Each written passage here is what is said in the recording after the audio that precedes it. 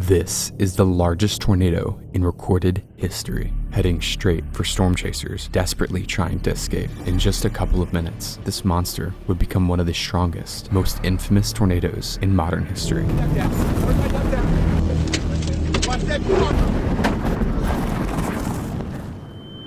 But how did this happen? An EF5 tornado just went through Moore, Oklahoma, leveling multiple neighborhoods. The large Oklahoma City metro is left in shock at the devastation. May is an active time for tornadoes in Oklahoma, but nothing like this could have been predicted. One thing about the weather, though, is that it stops for no one. As the weather system responsible for the EF5 tornado fades to the east, a new system follows from behind. Forecasters notice a strong trough on weather models and note it will intensify over central Oklahoma as winds push from a region of high pressure to low pressure. A band of robust winds foster the wind shear needed for storms to form. The summer heat and strong moisture from the Gulf blend in these areas as well, giving the atmosphere every ingredient it would need for supercell thunderstorms. But still, not every supercell is a disaster. It feels like South Florida. I gotta tell you, my hands have been sticky all day. There's just a ton of moisture in the atmosphere right now, and a couple of storms that have already begun to fire here. Gonna show them to you. Off to our north here, this is one that's gonna head toward, we believe, Cashion. You can see a well-delineated base to this. So we're gonna have to position ourselves in a way that lets those storms slide by us, where we can kind of avoid the larger hail cores because they've already put down some big hail. Hundreds, possibly thousands of chasers have chosen today to chase storms. I mean, it was perfect. Right in the middle of Tornado Alley, summer had just rolled around, and a huge tornado had just occurred in the exact same area, enticing chasers with the prospect of another potentially historic event. With the risk directly situated on central Oklahoma, storm chasers needed a good place to sit and wait while still avoiding traffic from the huge Oklahoma City. To the west of the Oklahoma City metro, the town of El Reno presented itself as the perfect target for chasers, with the El Reno area packed with chasers. At 4:30 p.m., a blip on radar appears, and then a couple more. With the extreme instability present, or available energy in the atmosphere, these blips are quickly going to turn into monster supercells. Renowned storm chaser Tim Samaras tweets about the dangerous potential ahead. Storms now initiating south of Watauga along the triple point. Danger, stay ahead for Oklahoma. Stay weather savvy. Tim is chasing with his group, Twistex. His son, Paul Samaras, and a close colleague of his named Carl Young accompany him as part of the team. Their goal? Get life-saving data of tornadoes using instruments like pressure probes. In fact, back in 2003, Tim had set the world record for the lowest pressure drop ever recorded in a tornado, and he was out there to do it again, risking his life for the safety of those around him. By 5 p.m., many of the cells are spinning and producing massive hail. This would be the start of the storm's dangerous behavior. It's not long until they begin to merge into one giant complex, with the southernmost storm becoming dominant. This dominance allows it to tap all cloud forms. We're just south, about 2 miles, maybe a mile west of El Reno. This is a good storm right here. This cloud right here. At 6:01 p.m., the first report of a tornado appears. When exactly this tornado actually touched down, however, is a little murky, as the actual base of the storm is enormous. Instead of a thin funnel emerging from the spinning clouds, dust began to swirl randomly underneath the entire storm. While currently weak, it's obvious that something big is It's down. Multi-vortex. Sub-vortex. You see, tornadoes are not exactly one single spiral into the air, but rather multiple strong vortices of wind spinning around a common center. Typically, these vortices are so close and similar in strength that they appear as one. But in this storm, the area of rotation is so large and has so much energy, these sub-vortices appear erratically and discretely under the base. Multiple smaller circulations converge and morph towards one main tornadic circulation, and the entire beast sways around unpredictably. If this isn't already confusing enough, the situation becomes more rapid. The actual tornado is watching the inspector at stake, as that decision, combined with the erratic motion and structure of the tornado, is creating one of the most dangerous environments around a tornado possible. Due east of the tornado at 6:09 p.m., storm chasers Brett Wright and Brandon Sullivan are watching the tornado only 3,000 yards away. The chaotic movement of the subvortices make it difficult to determine the movement of the tornado, but they assume the tornado is headed east to northeast, which would be essentially directly for them. Analyzing the situation, they decide the smartest possible thing to do would be to drive south, but this is a freak tornado, and the decision would place them in a deadly situation as winds begin to batter the vehicle. Keep going!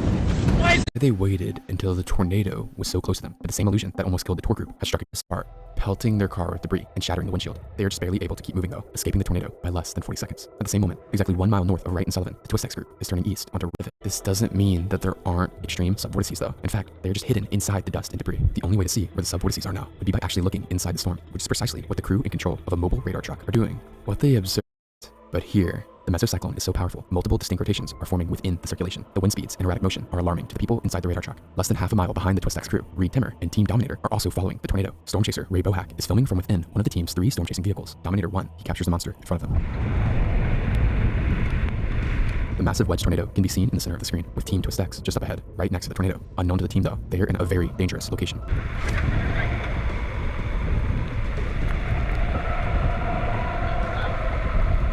This vortex sweeps just behind the team when suddenly another vortex forms further to the southwest side of the wedge. Within the storm, there are now 3 or more visible vortices.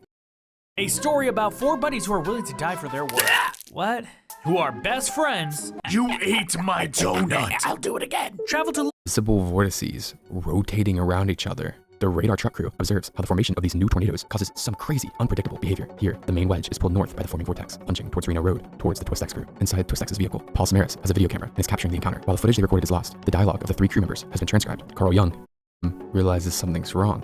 We've got debris in the air. That's the problem. As the wedge curves towards them, the outer bands begin to impact them, pelting the car with debris. We've got to turn to the north. That's good. We're gonna follow it around to the north and get out of here. They turn so Henderson says, I'm having fun. I'm riding around chasing storms. Henderson's friend expressed concern, You better stop doing that. but Henderson kept chasing, continuing east on Reno Road. When the tornado made its launch north, Henderson kept pushing eastwards. The friend recalls hearing popping noises as debris hit Henderson's car. Soon, the car looped and begins to head south again. This sudden loop allowed Twist X to escape north, where they can turn west onto 10th Street to make another attempt at safely intercepting the tornado. The dark mass now deviates slightly to the east, and with this change in path, a change in speed. The tornado is no longer moving at the reasonable 20 miles per hour from the beginning of its life.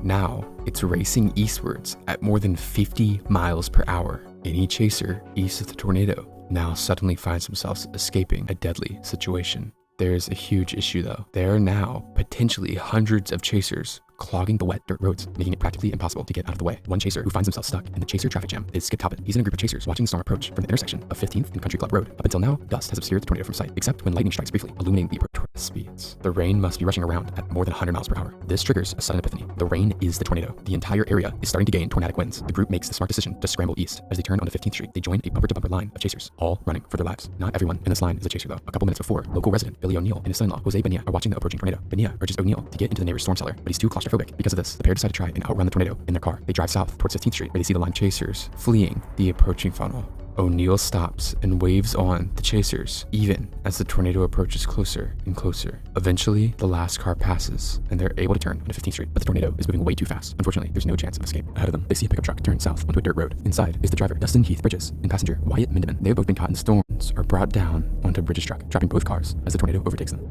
With a crushed leg, unable to help him, Bonilla rushes back to O'Neill to get help, but when he arrives, he realizes O'Neill has passed away. Bonilla grabs a piece of Peterson was able to make ground on the tornado when it looped behind him, but now it's closing on him again. The crowd of vehicles now converge on Highway 81. A group of chasers from the Weather Channel are about to make a different decision, a decision that may be the biggest mistake of their lives. The Weather Channel team is made up of 3 vehicles. The lead vehicle is driven by Kevin Parrish, which is then followed by a vehicle named the Bettsmobile because it is operated by Mike Betts, a Weather Channel reporter. Betts' producer, Austin Anderson, and a cameraman named Brad Reynolds also accompany him. The convoy stops just north of Reno Road so Betts can make a live broadcast as the tornado approaches from the southwest. All right, that's Simon Brewer, one of the Storm Riders, and we're trying to get a hold of Mike Betts. He's out there in the field. I believe this is the Mike shot here. That's the tornado hunt team. Hey, Mike, I think he's just now He's got plugging a tornado in. behind him. Yeah, Mike, can you hear us? Guys, that's it. Right there. There's a tornado. We are just north of Union City, south of El Reno, south of I-40. Cops have blocked off 81 at this point, and now letting traffic go south. Top of this, and we're gonna. It's like a reasonable idea. Clear air is by far the most appealing option. Sadly, once again, illusions hide the danger they're about to put themselves in. You see, the tornado is so large, it seems like it's barely moving yet again. But again, when a tornado doesn't appear to be moving, usually it's moving towards you. This illusion likely makes the team believe they are directly in the path, prompting the Weather Channel convoy to head south rather than stay put. The truth is, the tornado is now racing due east at 55 miles per hour, but it's not just moving at 55 miles per hour, because as well as this, the tornado's size is expanding faster now than any tornado in history. In less than 60 seconds, the wind field expands from 1 mile to 2 miles. The tornado's forward speed is coming directly at them at over 80 miles per hour as the convoy begins to drive south. The funnel is nearly a mile away. The wind field is beginning to cross the highway ahead of them. They pick up speed, traveling south at over 70 miles per hour, lifting and slamming his car into the central divider before sucking it into the roadside ditch. Behind him, Betts is filming. For the winds of the Bettsmobile are smashed in as the core passes directly overhead.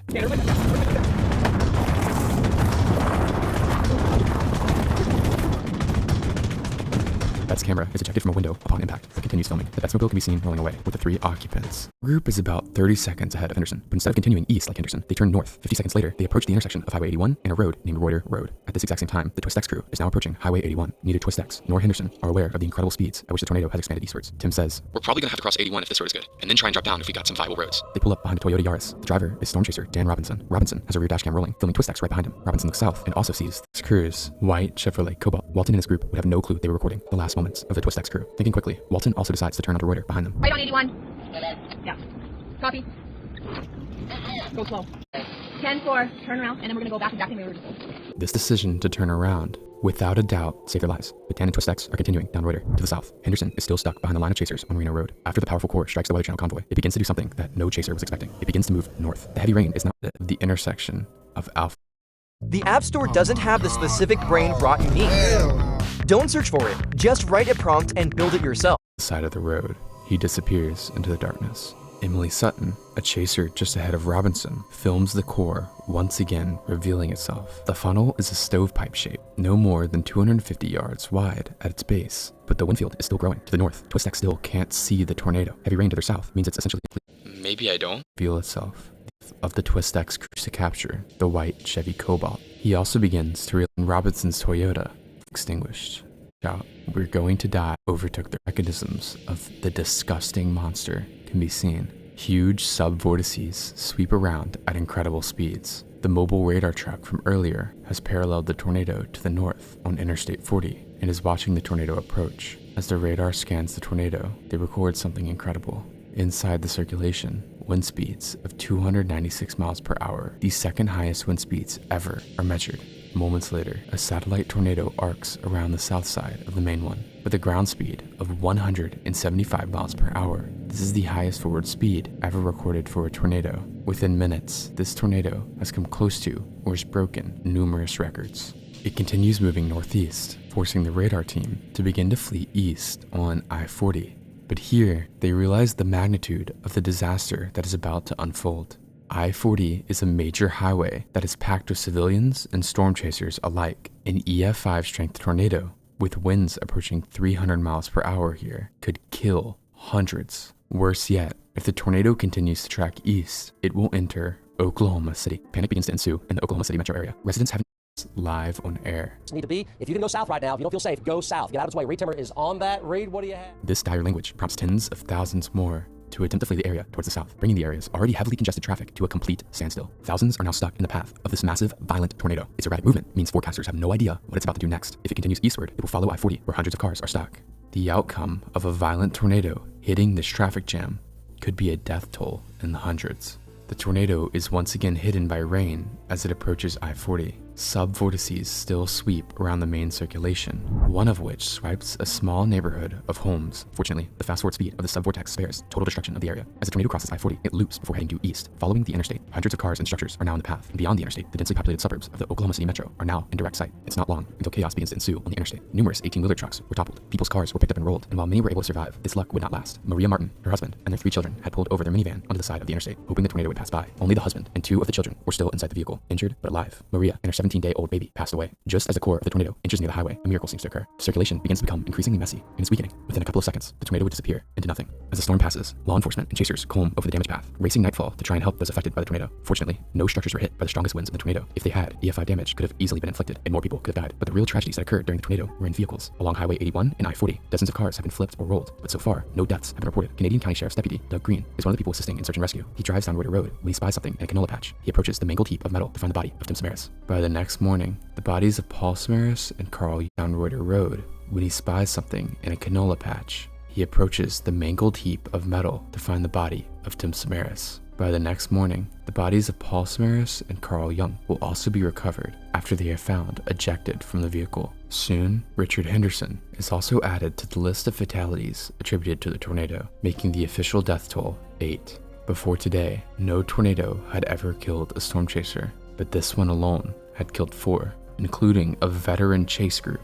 Tim Samaras was well respected in the chase community, and although his work involved venturing close to one of the most dangerous places on the surface of the planet, he was regarded as someone who always put safety first. But the record-breaking and erratic nature of this tornado meant that no chaser was safe, and has become a historic footnote in how little we understand about the behavior of tornadoes.